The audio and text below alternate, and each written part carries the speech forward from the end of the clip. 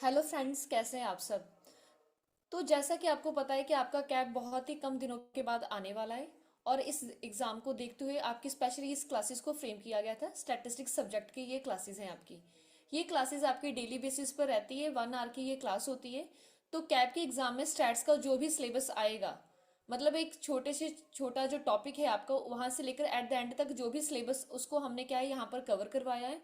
और ये क्लास आपकी 29th क्लास है। इसके प्रीवियसली क्लासेस में सारा स्टार्टिंग से लेकर एंड तक का सिलेबस आपको मिल जाएगा। कंटिन्यूइंग क्लासेस में ही सारा सिलेबस आपका है। डन। तो कल जैसा कि आपको पता है कि कल की जो हमारी 28th क्लास थी, इसमें हमने प्रोबेबिलिटी किया था चैप्टर आपका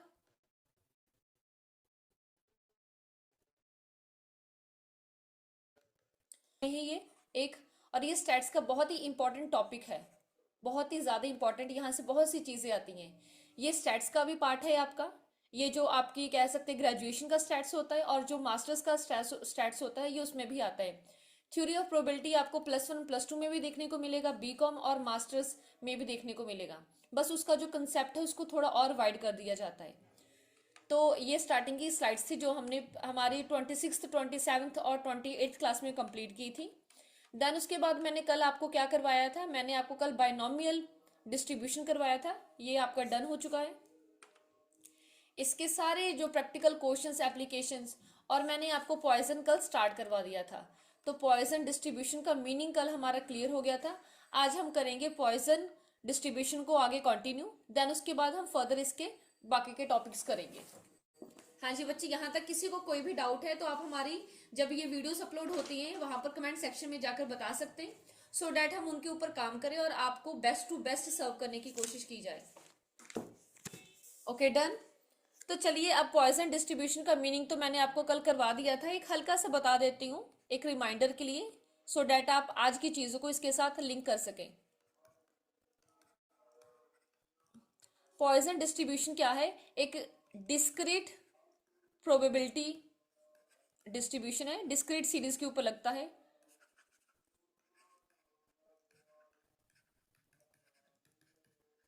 डिस्क्रीट प्रोबेबिलिटी पर लगता है ये आपका, ठीक है। ये डिस्क्रीट प्रोबेबिलिटी डिस्ट्रीब्यूशन है।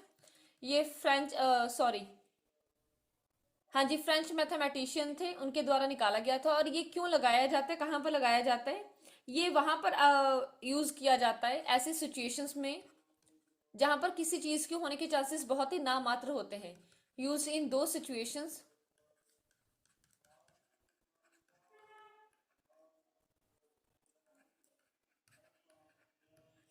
Where the probability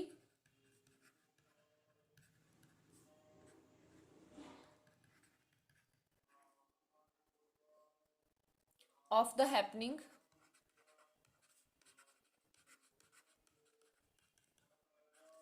of an event is very small. जहां पर किसी चीज के हैपन होने के जो चांसेस होते हैं बहुत ही कम होते हैं।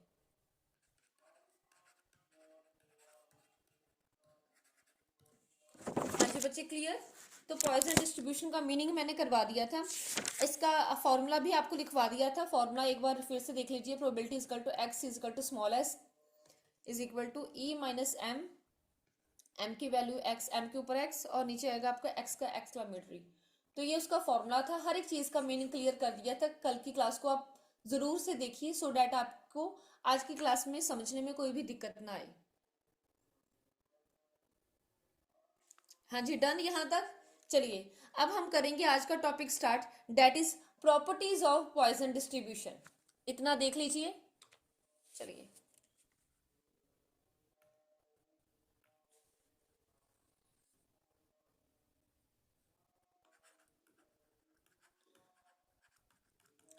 प्रॉपर्टीज ऑफ पॉइजन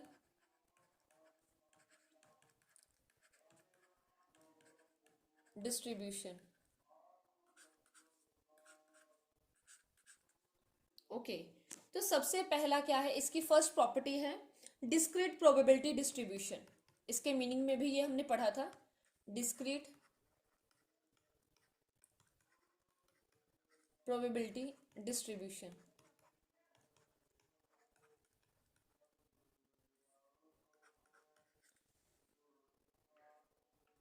इसमें क्या कहते हैं, तो कह रहे हैं कि इसको डिस्क्रीट प्रोबेबिलिटी डिस्ट्रीब्यूशन इसलिए कहा जाता है क्योंकि यहाँ पर जो नंबर ऑफ सक्सेसेस होते हैं ना, ये आते हैं आपके कम्स इन होल नंबर्स, ये होल नंबर्स में इनके नंबर ऑफ सक्सेसेस आते हैं, इसलिए इसको कहा जाता है ये डिस्क्रीट प्रोबेबिलिटी डिस्ट्रीब्यूशन है। जैसे कि एग्जांपल, किसी चीज के सक्सेस के आने के चांसेस क्या है, 0 है, 1 1 2 3 एक्सेट्रा, इस तरीके से होंगे। हाँ जी बच्चे, फर्स्ट पॉइंट क्लियर है आपको?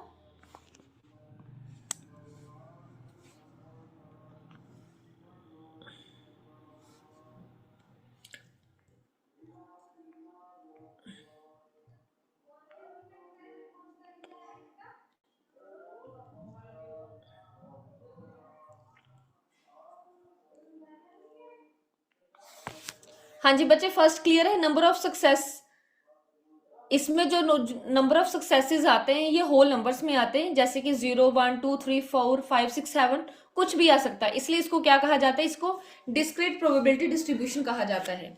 सेकेंड वन इज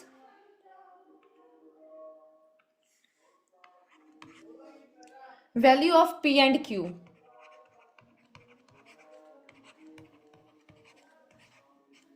अब मैंने दोनों को कैपिटल में डाल दिया जबकि दोनों स्मॉल में आना था।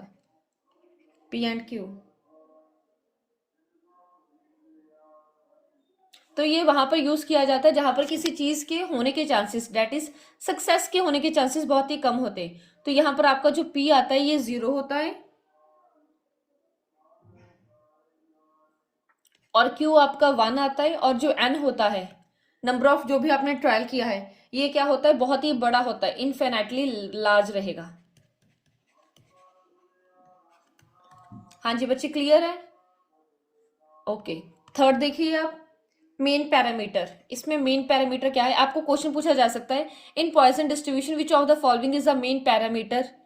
तो वहां पर एन लिखा होगा, पी लिखा होगा, क्यू लिखा होगा, एन पी क्यू इकट्ठा लिख दिया, एम लिख दिया, तो कुछ भी लिखा जा सकता है। तो आपको याद होना चाहिए कि हमारा बाइनोमियल का मेन पैरामीटर क्या है और हमारा पॉइसन का मेन पैरामीटर कौन सा है और आपकी नॉर्मल का मेन पैरामीटर क्या रहेगा।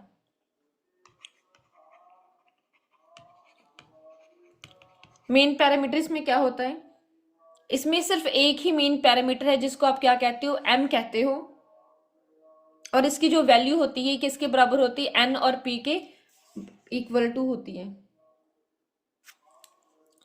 तो आप इसकी मदद से क्या है, आप एंटायर डिस्ट्रीब्यूशन को निकाल सकते हो।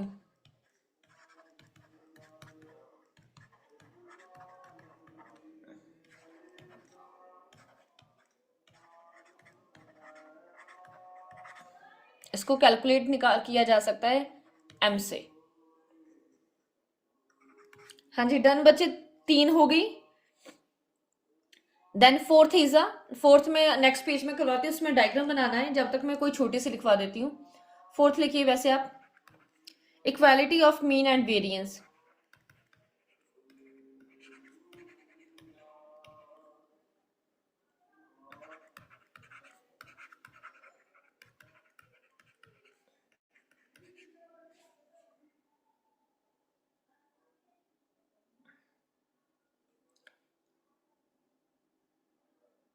इसका मीन और इसका जो वेरिएंस होता है ये एक दूसरे के बराबर होता है। तो आप ये भी लिख सकते हो कि इसका जो मीन है ये क्या है, वेरिएंस। वेरिएंस क्या होता है, स्टैंडर्ड डिवीजन का स्क्वायर, इसके बराबर होता है। हाँ जी, 4 प्रॉपर्टीज लिखिए, देन उसके बाद 2 प्रॉपर्टीज रह गई है, मैं आपको वो भी करवाऊं। यहां तक किसी को कोई भी डाउट हो बच्चे? ओके, तो प्रॉपर्टीज ऑफ पॉइसन डिस्ट्रीब्यूशन में फर्स्ट हमने किया था डिस्क्रीट प्रोबेबिलिटी डिस्ट्रीब्यूशन, कि यहाँ पर जो भी आपके सक्सेस निकल कर आते हैं वो डिस्क्रीट वैल्यूज में आते हैं, या फिर आप कह सकते हो होल नंबर्स में आते हैं, डेट इज 0 1 2 3 एक्सेट्रा। फिर उसके बाद आ गया value of P and Q. तो यहाँ पर किसी चीज के होने के, डेट इज सक्सेस के चांसेस बहुत ही कम होते, नाम मात्र के।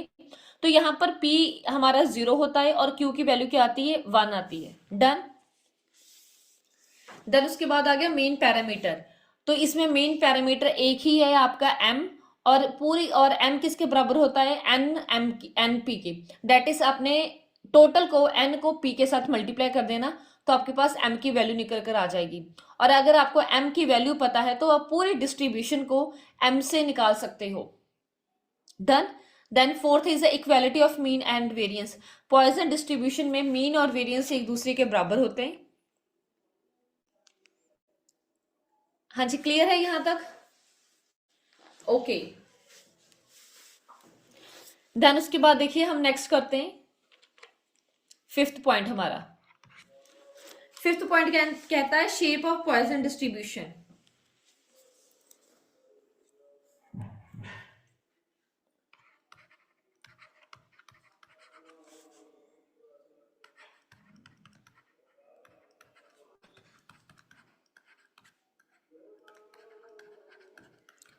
पॉइजन डिस्ट्रीब्यूशन की शेप क्या होती है? तो पॉइजन डिस्ट्रीब्यूशन की जो शेप है ये हमेशा पॉजिटिवली स्क्यूड रहता है। वो भी मैं बताऊंगी कि कैसा होता देखने में।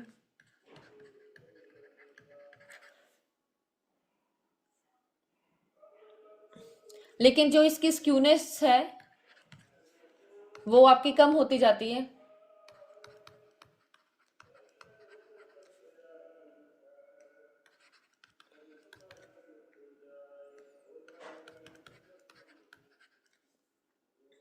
जैसे जैसे m की वैल्यू बढ़ेगी, m की वैल्यू बढ़ेगी तो इसकी जो स्क्यूनेस है वो क्या होती जाएगी? कम होती जाएगी।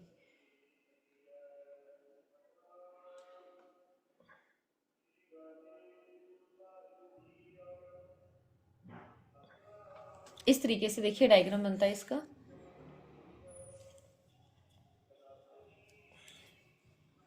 तो जैसे यहाँ पर मैंने लिखे हैं अलग अलग सक्सेस की वैल्यूज 2, 4, 6, 8, 10, 12। इस तरीके से आपकी वैल्यूज लिखी हैं और यहाँ पर आपका उसका आंसर 0.25, 0.50, 0.75, देन यहाँ है 1। तो पहली बार में जब मेरा आया तो ये इस तरीके से आएगा। ठीक है, ये आ गया। ये है सबसे पीक वाली क्या है? Positively skewed. इस तरीके से ये जो चीज ऊपर को जाकर एक बनता है ना, ये वाला पहाड़ टाइप जिसको आप कह सकते हो, तो इसको हम कहते हैं पॉजिटिवली स्क्यूड।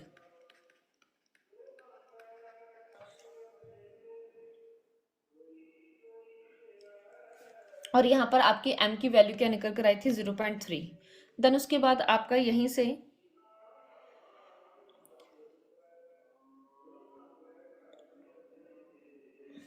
इस तरीके से बन रहा। तो ये क्या हो गया? ये भी स्क्यूड है बट ये थोड़ा कम स्क्यूड है। और यहाँ पर m की वैल्यू क्या आई? 0.7 आई। देन उसके बाद आपका इस तरीके से बना।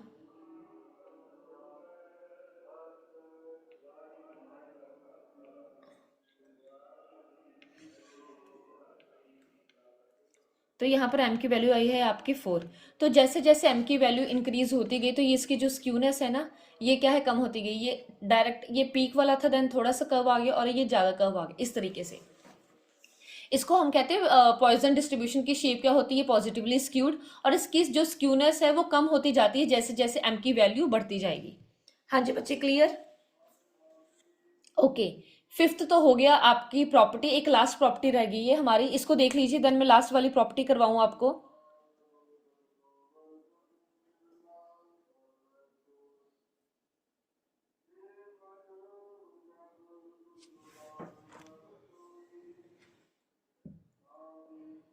ओके।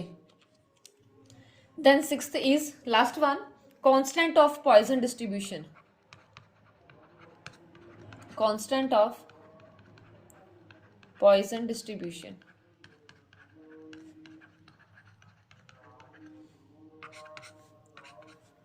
तो पॉइजन डिस्ट्रीब्यूशन के कांस्टेंट्स क्या हैं? ये नीचे वाले। एक तो आ गया मीन आपका, ये इसके सारे कांस्टेंट्स बता रही हूं मैं आपको। एक आएगा वेरिएंस, सबका फॉर्मूला बताऊंगी आपको।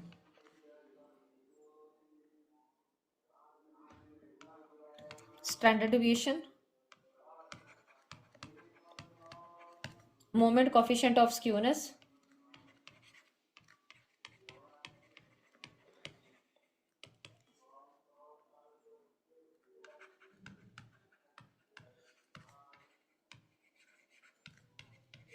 Coefficient of kurtosis. हाँ जी, तो मीन कैसे निकाला जाता है? मीन का साइन होता है ये वाला, एक्स के ऊपर बार, और ये मीन आपका एम के बराबर होता है, और आप कह सकते हो एन और पी के बराबर है आपका। हो गया। देन वेरिएंस जो होता है इसको हम कहते हैं स्टैंडर्ड डिविएशन का स्क्वायर, और ये एम के बराबर होता है। स्टैंडर्ड डिविएशन क्या होता है? आपके एम का अंडर रूट होता है, मतलब एम से एक एम दिया तो आप हर एक चीज निकाल सकते हो, ठीक है। और ये जो आपका moment of coefficient of skewness है, ये होता है बार बेटा 1, तो ये भी 1/m का अंडर रूट से निकल सकता है। और ये जो कोटोसिस है ये होता है बीटा 2, और ये निकल सकता है 3 + 1/m के साथ। तो अगर आपको m पता है तो ये आप पांचों चीजों को निकाल सकते हैं, इसलिए सबसे मेन वाला पैरामीटर हमारा पॉइसन डिस्ट्रीब्यूशन का क्या रहेगा? m। हाँ जी बच्चे, क्लियर यहां तक?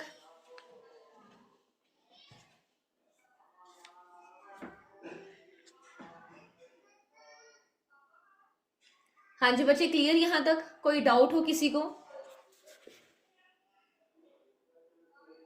ओके, तो चलिए नेक्स्ट करते हैं हम एप्लीकेशंस ऑफ पॉइसन डिस्ट्रीब्यूशन।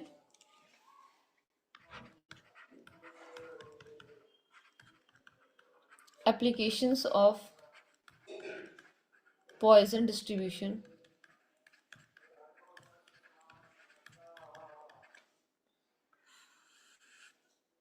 इसकी दो ही मेन एप्लीकेशंस है, यहाँ पर मैं आपको लिखवा देती हूँ।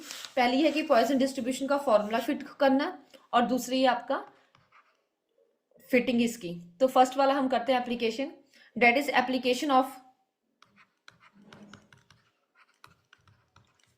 Poisson distribution formula.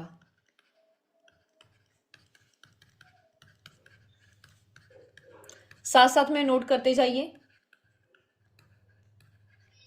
ओके, तो यहाँ पर जो application of Poisson distribution formula है, यहाँ पर दो केसेस आएंगे। फर्स्ट केस क्या रहेगा आपका? जब आपको पी की वैल्यू गिवन रहेगी, when the value of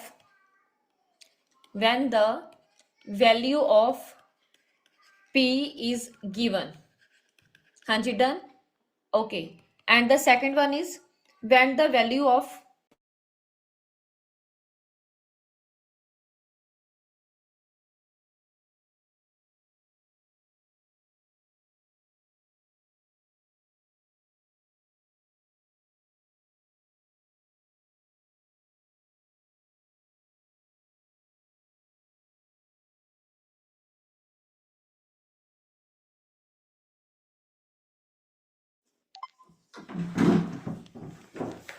हाँ जी, तो सेकंड है, फर्स्ट था हमारा when the value of p is given, जब आपकी p की वैल्यू आपको गिवन होती है।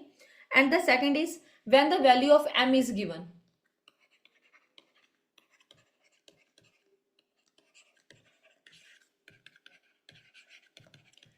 p की वैल्यू और m की वैल्यू, इन दोनों के ऊपर है कि हम कैसे इसका पॉइसन डिस्ट्रीब्यूशन का फॉर्मूला फिट करते हैं। तो चलिए सबसे पहले वाला करते हैं, जब p की वैल्यू आपको गिवन होती है। हमारे पास क्वेश्चन क्या है, इसको इरेज करके बच्चे क्वेश्चन लिख रही हो, बहुत ही बड़ा है तो फुल स्क्रीन के ऊपर ही लिखा जाएगा। तो ये फर्स्ट वाला हम केस करने जा रहे हैं, पॉइसन डिस्ट्रीब्यूशन का फॉर्मूला फिट करेंगे, यहाँ पर अप्लाई करेंगे जब आपको पी की जो वैल्यू रहेगी वो गिवन रहेगी, मतलब किसी चीज के होने के चांसेस, सक्सेस के होने के चांसेस यहाँ पर आपको गिवन रहेगा। चलिए क्वेश्चन क्या है हमारा, जब कंपनी है आपकी स्क्रू मैन्युफैक्चरिंग की, स्क्रू आप बनाते हो और उन्होंने कहा कि 2% जो स्क्रू रहेंगे ये क्या है आपके डिफेक्टिव, डेट इज आपके किसी चीज के होने के चांसेस, गलती के होने के चांसेस बता दिए। यहां पर डिफेक्ट होने के चांसेस क्या है? 2%। और आपके पास कितने हैं? टोटल है, डेट इज एन जो है आपके पास क्या दिया गया है? 100 दिया गया है, 100 स्क्रूज।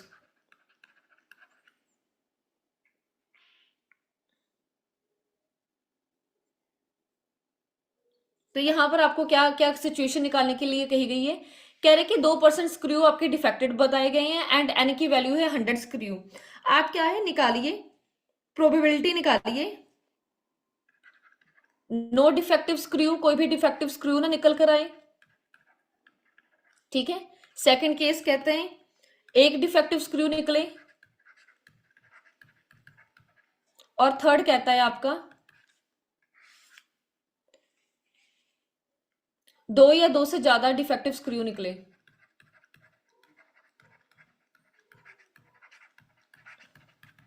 तो ये 3 केसेस हैं और इनकी हमने क्या निकालनी है, प्रोबेबिलिटी निकाल कर दिखानी है।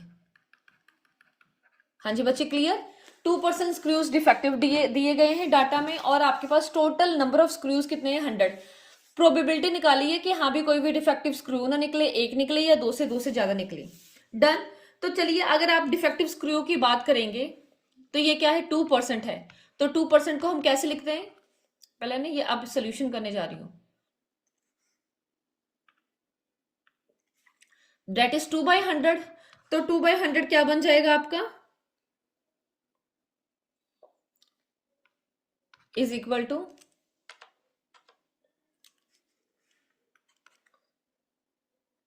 0.02। ठीक है, तो ये 2% क्या बन गया आपका, 0.02 बन गया। और अगर आपके पास क्या है, ये p की वैल्यू दी है, अगर इसको आप 1 में से माइनस करोगे तो ये q निकल आएगा। तो 1 minus p is equal to q। तो q की वैल्यू क्या आ जाएगी यहाँ पर ऑटोमेटिकली, एक में से 0.02 के डेट इज 0.02 नहीं 0.2 और यहाँ पर आएगा 0.8। तो q और p की वैल्यू यहाँ पर आपकी निकल कर आ गई और आपके पास n दिया गया है 100 का। तो फॉर्मूला क्या कहता है हमारा, हमें पता है कि जो m होता है ये np के बराबर है, m is equal to np। तो मैं यहां पर लगाऊंगी m is equal to n 100 है और p के साथ इसको मल्टीप्लाई कर दूंगी। तो p आप चाहे ये 0.2 लिख दो चाहे 2/100 लिख दो। अगर मैं इसको 2/100 लिखती हूँ तो ये आ गई 2। तो 2 क्या है आपकी m की वैल्यू आ गई निकल कर। तो यहां पर अब हमने फॉर्मूला अप्लाई करना है। हमारे पास फॉर्मूला है, पहला केस लगाने जा रही हूं आपको। उन्होंने कहा है नो डिफेक्टिव स्क्रू, कोई भी डिफेक्टिव स्क्रू ना निकले, डेट मीन्स स्क्रू डिफेक्टिव होने के चांसेस क्या है, 0। तो यहां पर मैंने लेना 0। तो probability bracket x minus X, then ये प्रोबेबिलिटी हम निकाल रहे हैं कि कोई भी डिफेक्टिव स्क्रू ना निकले। तो ये क्या है, प्रोबेबिलिटी जो हमारे पास डिफेक्टिव स्क्रू है ये 0 होने चाहिए। फॉर्मूला है e minus M dot m की power x divided with x की पावर x का एक्सक्लामेशन। तो ये आपने फॉर्मूला अप्लाई कर देना। तो देखिए e तो वैसे लिख देना, वो हम बताएंगे e की वैल्यू हमें पहले याद करनी है कि e की वैल्यू हर एक क्वेश्चन में सेम लेनी। यहां पर आएगा -2 मल्टीप्लाई विद 2 की पावर 0 डिवाइडेड विद 0 का एक्सक्लामेशन, ये अप्लाई हो जाएगा। तो हमें पता है कि e की वैल्यू हमने क्या लेनी है, डेट इज 0.135 लेनी है, 0.135। तो यहां पर मैंने कर देना 0.135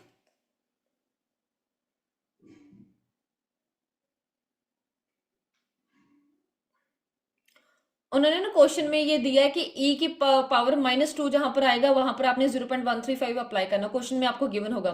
तो यहां पर इसकी जगह पर मैंने सीधे लिख दिया 0.15 मल्टीप्लाई विद 2 की पावर 0 होने का क्या मतलब है बच्चे, डेट इज ये क्या है आपका, ये खत्म है, ये यहीं पर खत्म हो जाएगा और ये भी खत्म है।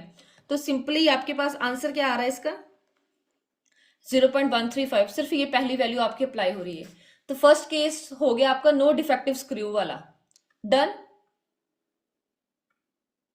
देन सेकंड करेंगे यहां पर 1 डिफेक्टिव स्क्रू।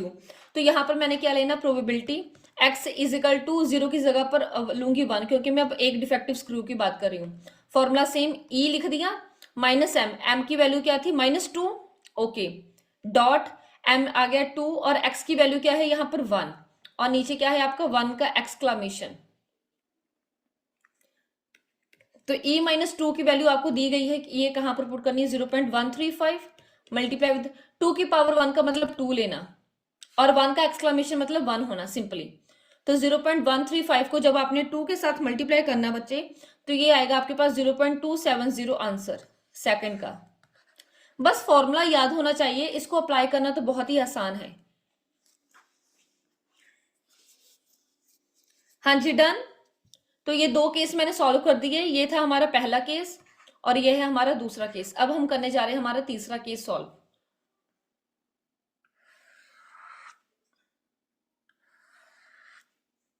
हाँ जी डन। चलिए अब थर्ड केस सॉल्व करते हैं हमारा। थर्ड कहता है टू और मोर डिफेक्टिव गुड्स। जब ये ऐसा लिखा हो ना टू और मोर, डेट मीन्स 0 1 2 कुछ भी आ सकता है, 0 भी आ सकता, 1 भी आ सकता। जो अक्षर लिखा गया है वो नहीं लेना आपने, इसके पीछे वाले अक्षर लेने। तो 2 के पीछे 1 आएगा और 0 आएगा। तो यहां पर उन्होंने कहा है कि आपने प्रोबेबिलिटी निकालनी है 2 और मोर की, तो आपने 2 या 2 से ज्यादा की निकालनी है। 0 और 1 की जो प्रोबेबिलिटी रहेगी आपने उसको 1 में से माइनस कर देना। जब किसी चीज का ज्यादा मुझे निकालना है, वो कैलकुलेट नहीं करना आता, तो आप टोटल में से कम को माइनस कर देंगे। तो टोटल हमें पता है प्रोबेबिलिटी का 1 होता है, तो 2 से ज्यादा वाली प्रोबेबिलिटी मैं नहीं निकाल सकती हूं, लेकिन 2 से कम वाली प्रोबेबिलिटी तो मुझे पता है ना, तो मैं 1 में से 2 से कम वाली प्रोबेबिलिटी को माइनस कर दूंगी। That is 1 minus probability of 0 और प्रोबेबिलिटी ऑफ 1। इन दोनों की प्रोबेबिलिटी को खुद में आपस में प्लस करके 1 में से माइनस कर देना। तो 0 वाली प्रोबेबिलिटी पहले का आंसर ये था 0.135 और 1 का आंसर क्या था 0.270। तो इन दोनों को मैंने प्लस करना है, प्लस करके क्या आ गया मेरे पास 0.405। तो 0.405 को मैंने 1 में से माइनस कर दिया, मेरे पास आंसर आ गया 0.595। तो 0.595 के आगे 2 या 2 से ज्यादा वाला। तो जब आपको 2 या 2 से ज्यादा निकालना है तो उसके कम वाला जो रहेगा उसको आप 1 में से माइनस कर देंगे।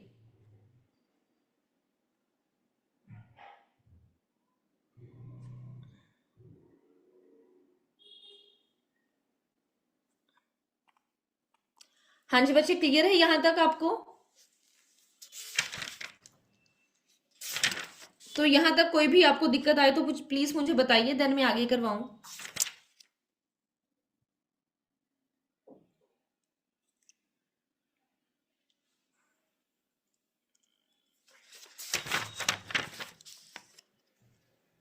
ओके तो ये हमने इसकी फर्स्ट एप्लीकेशन कर ली थी कि हम कैसे पॉइजन डिस्ट्रीब्यूशन का फॉर्मूला फिट करते हैं। देन इसकी सेकंड वाली एप्लीकेशन मैं करवाऊंगी आपको, fitting of Poisson distribution. First वाली डन है बच्चे? ओके चलिए नेक्स्ट करते हैं हम। सेकंड एप्लीकेशन थी फिटिंग ऑफ पॉइजन डिस्ट्रीब्यूशन।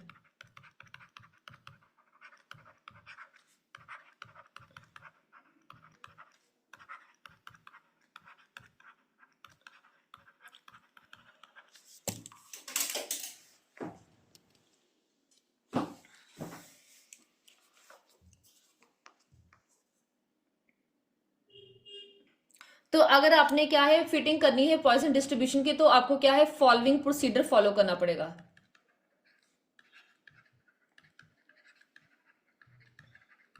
अगर आपने पॉइजन डिस्ट्रीब्यूशन की फिटिंग करनी तो आपको एक प्रोसीजर फॉलो करना पड़ता है। वो प्रोसीजर आपने स्टेप बाय स्टेप देखना है।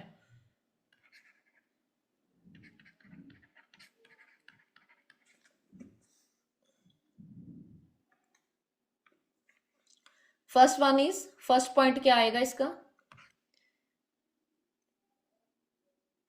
आप क्या कंप्यूट करेंगे, आप मीन को कंप्यूट करेंगे। मीन को कंप्यूट करना है, कहां से करेंगे, ऑब्जर्व्ड फ्रीक्वेंसी में से, जो भी फ्रीक्वेंसी आपको दी गई है। तो कैसे निकालते हैं हम, mean is equal to total of F X, X को एफ के साथ multiply divide with number of items जो भी है, या फिर एफ का टोटल जो आता है आपका। ठीक है, तो यहां पर आप एन की जगह पर टोटल ऑफ एफ भी लिख सकते हो। डन, फर्स्ट स्टेप कर लिया आपने। सेकंड क्या कहते हैं, फिर उसके बाद आपने ई माइनस एम की जो वैल्यू है इसको निकालना है, ऑब्टेन करिए इसकी वैल्यू को।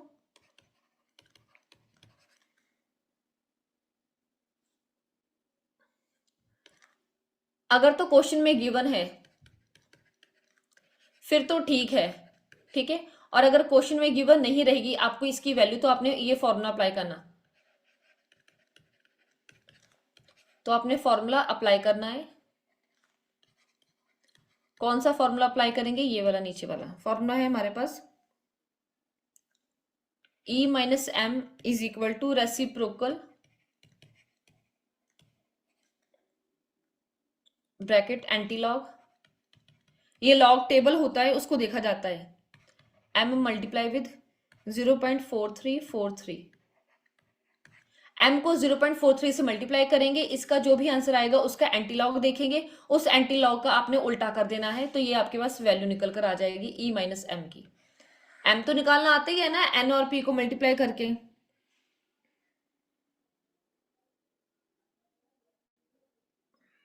हाँ जी, डन। देन थर्ड स्टेप क्या करेंगे आप, हम फिर अप्लाई करेंगे पॉइसन डिस्ट्रीब्यूशन का फॉर्मूला।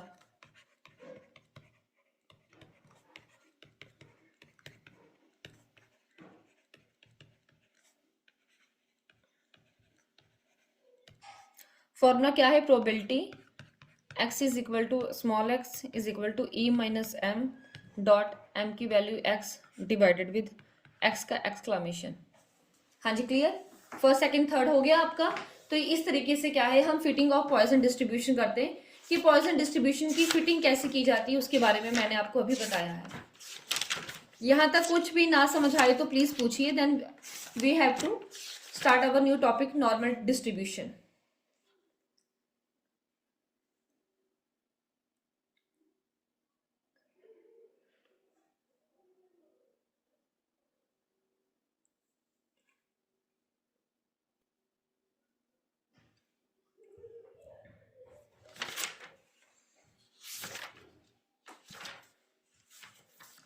हाँ जी बच्चे, क्लियर है आप सभी को?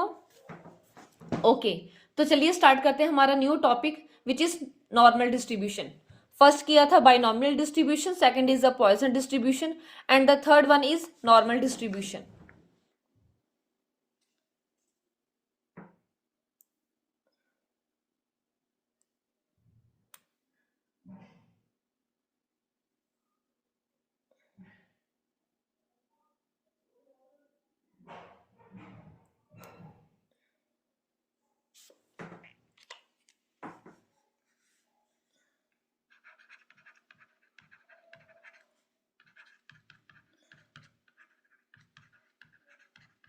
नॉर्मल डिस्ट्रीब्यूशन स्टार्ट करते हैं यहां पर।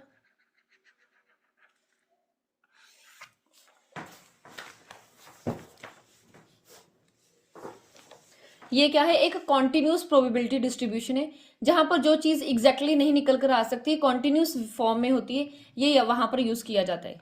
ये क्या है, एक कॉन्टिन्यूस प्रोबेबिलिटी डिस्ट्रीब्यूशन है।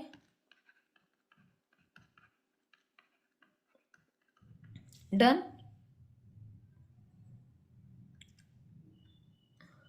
इसको यूज किया जाता है स्टडी करने के लिए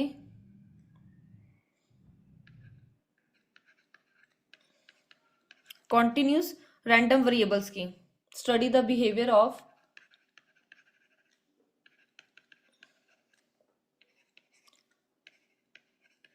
जो कॉन्टिन्यूस फॉर्म में होते हैं, कॉन्टिन्यूस रैंडम वेरिएबल्स।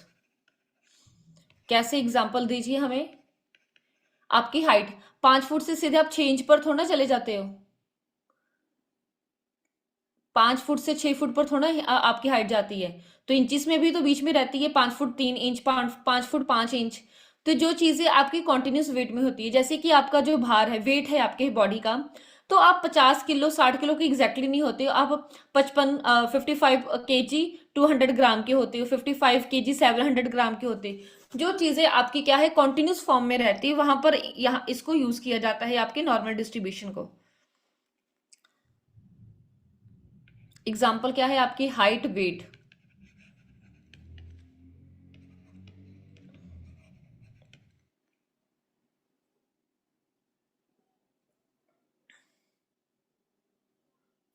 सबसे पहले ये एक इंग्लिश मैथमेटिशियन के द्वारा निकाली गई थी, बट इसको अप्लाइड किसने किया था, Laplace Laplace and Carl Gauss, इन दोनों ने इसको रीडिस्कवर किया था, ये इनके बाद ही फेमस हुई थी। और इसको हम कौन से नाम से जानते हैं, गॉसियन डिस्ट्रीब्यूशन भी कहते हैं इसको।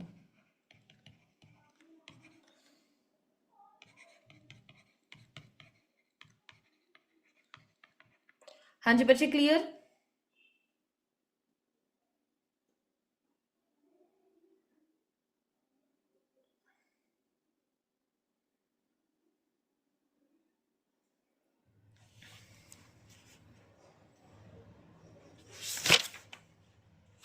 ओके, तो इसका फॉर्मूला देखिए, फॉर्मूला क्या होता है। फॉर्मूला होता है probability z is equal to, इसको z के साथ डिनोट किया जाता है 1 divided with under root 2 pi, pi समझते हो ना, 22/7 जो हम लेते थे 10th के में, मल्टीप्लाई विद e, इसकी वैल्यू है -1/2 z की पावर 2। ये इस तरीके से है आपका फॉर्मूला। आपको इसको रटने की तो जरूरत है नहीं, क्वेश्चन में आपको क्या आएंगे, एमसीक्यू में दिखेंगे, तो बस चीजें पता होनी चाहिए कि ई है 1/2 आएगा, जेड की पावर 2 है, 3 ना हो 4 ना हो, ये चीजें आपको क्लियर होनी चाहिए। जो जेड है आपका, ये क्या है, -इन्फिनिटी से +इन्फिनिटी के बीच में रहता है, या फिर जेड आपका क्या होता है, स्टैंडर्ड नॉर्मल वेरिएंस रहता है, स्टैंडर्ड। और आप कह सकते हो z is equal to x minus X की बार डिवाइड विद स्टैंडर्ड डेविएशन। हाँ जी बच्चे, क्लियर।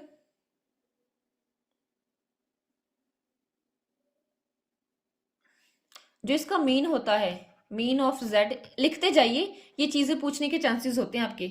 जो मीन होता है आपका z का, ये किसके बराबर होता है, 0 के बराबर। और जो z का स्टैंडर्ड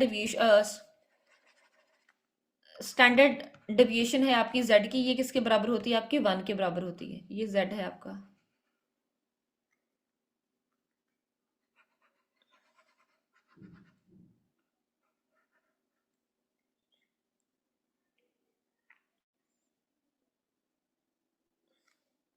और एक लाइन लिख लीजिए नीचे, standard normal distribution, standard normal distribution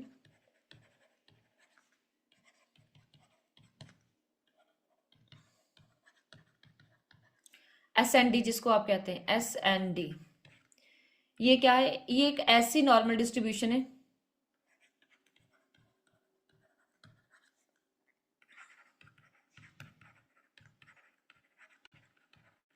जिसका जो मीन होता है ये 0 रहता है, और इसका वेरिएंस कितना रहता है, यूनिटी के बराबर रहता है। हाँ जी बच्चे, क्लियर। तो ये था आपके पॉइसन डिस्ट्रीब्यूशन के बारे में, मैंने आपको करवा दिया।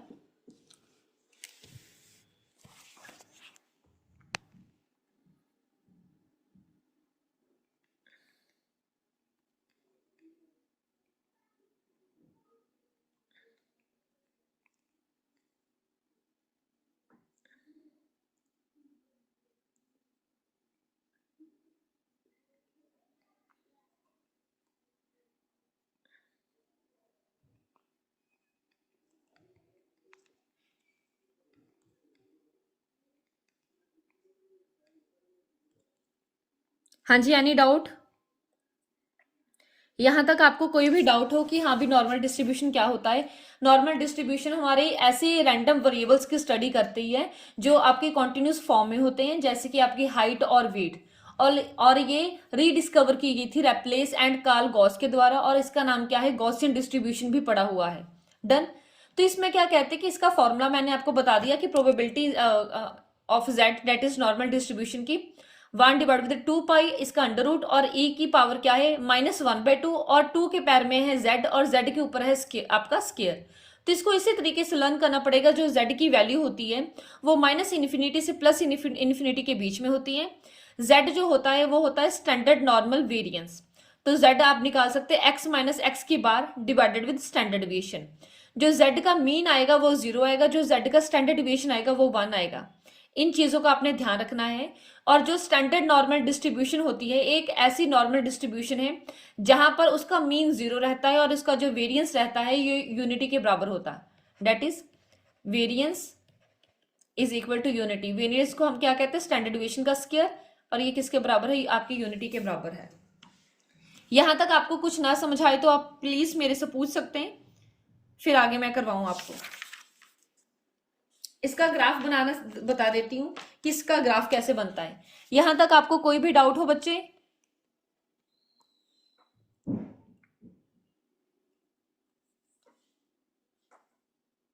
ओके, तो चलिए देखिए नॉर्मल डिस्ट्रीब्यूशन का ग्राफ कैसे बनता है।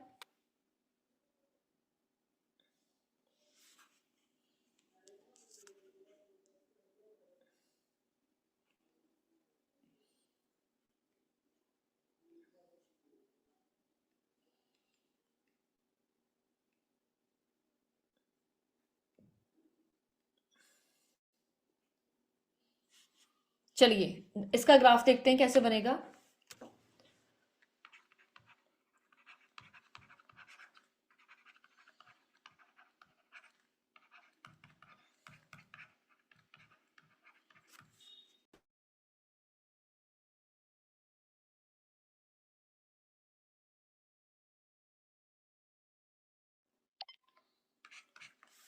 तो इसका जो ग्राफ बनता है इसमें क्या कहते हैं, इसको नॉर्मल कर्व कहा जाता है। इसका जो ग्राफ होता है नॉर्मल डिस्ट्रीब्यूशन का, इसको क्या कहा जाता है? नॉर्मल कर्व कहा जाता है।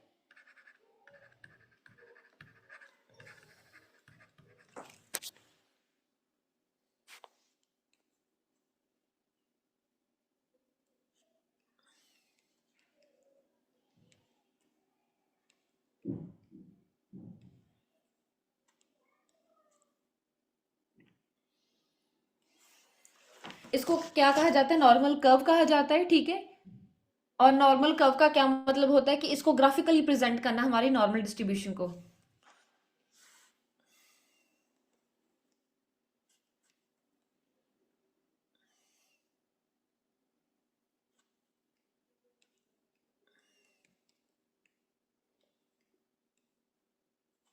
हाँ जी, तो इसका ग्राफ बनता है इस तरीके से।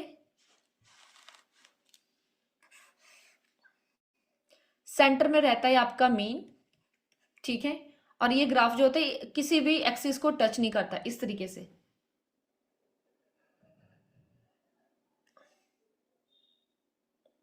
ये होता है इसका नॉर्मल कर्व। तो यहां पर आपका 0, यहां पर आपकी पी की वैल्यू एक्स, और ये है आपका नॉर्म। ये ना इस एक्सिस, इस लाइन को टच करेगा और ना ही इस लाइन को टच करेगा, तो ये आपका नॉर्मल कर्व है। इसकी जो शेप है ये किस पर डिपेंड करती है?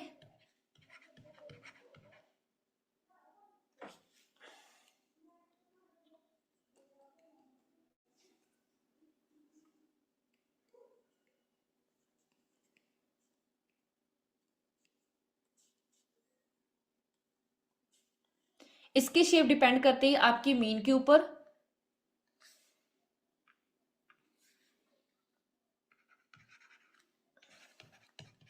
मीन के ऊपर और स्टैंडर्ड डिविएशन के ऊपर।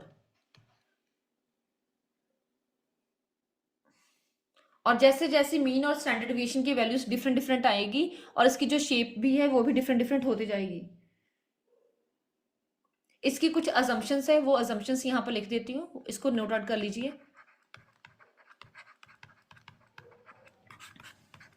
सबसे पहले है इंडिपेंडेंट कॉजेज।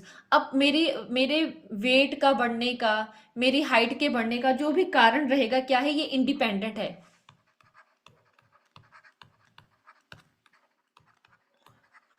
वो कारण जो भी है, जैसे कि मेरे वेट का बढ़ने का क्या है कि जैसे मैं क्या करती हूँ, स्ट्रेस लेती हूँ, या फिर मेरी जो जॉब है वो सिटिंग वाली जॉब है। तो जो कारण था उस कारण, वो कारण क्या है? इंडिपेंडेंट है, खुद में ही क्या है? इंडिपेंडेंट रहेगा, क्योंकि उसके ऊपर कोई असर नहीं हो रहा किसी चीज का, ठीक है। तो जो भी कारण है इस चीज के होने के, दे आर इंडिपेंडेंट, डन। उस उनके ऊपर किसी और चीज का असर नहीं हो रहा, कारणों के ऊपर किसी और चीज का असर नहीं हो रहा, किसी और बात का, किसी और फैक्टर का असर नहीं, इसलिए हम इसको कहते हैं independent causes. Next is condition of symmetry.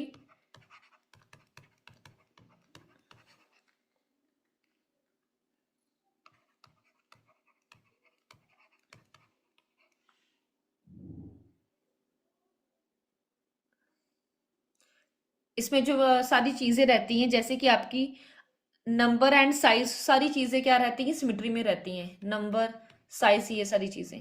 Then third is a multiple causation. एक कारण नहीं हो सकता मेरे भार का बढ़ने का या फिर मेरी हाइट का ना बढ़ने का, मल्टीपल कॉजेस हो सकते हैं, डेट इज मल्टीपल कॉजेशन। हाँ जी, क्लियर। तो यहाँ आज हम अपनी क्लास को एंड कर रहे हैं, जहां पर मैंने आपको पॉइसन डिस्ट्रीब्यूशन पूरा करवा दिया, उनकी एप्लीकेशंस कैसे करनी थी, उसके क्या फीचर्स थे या फिर प्रॉपर्टीज क्या थी।